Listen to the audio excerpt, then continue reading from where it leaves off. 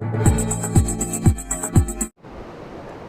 वालेकुम नाज़रीन, आप देख रहे हैं GB टूलर्स HD और मैं हूं आपका मेज़बान फरीद एहसान बलगारी। इस वक्त मैं मौजूद हूं ज़िला गारसे के इलाका बलगार में और जिस नाले को आप हमारे स्क्रीन पर देख रहे हैं ये नाला थले से होते हुए बलगार से गुजरते हैं और नीचे दरिया शोक से मिलते हैं।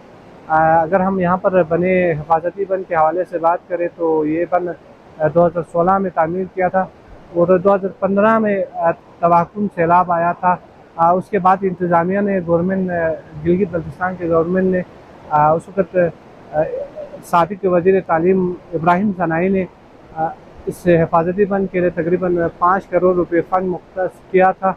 उसके बाद 2016 में बलगार के अवाम ने यहाँ पर हिफाजती बंद तामीर किया। अब ये बंद कई मकामात पर टूट का शिकार है और इस वजह से आस पास मौजूद ज़मीनें हैं, आबादी है, उनको ख़तरात लाहिक है।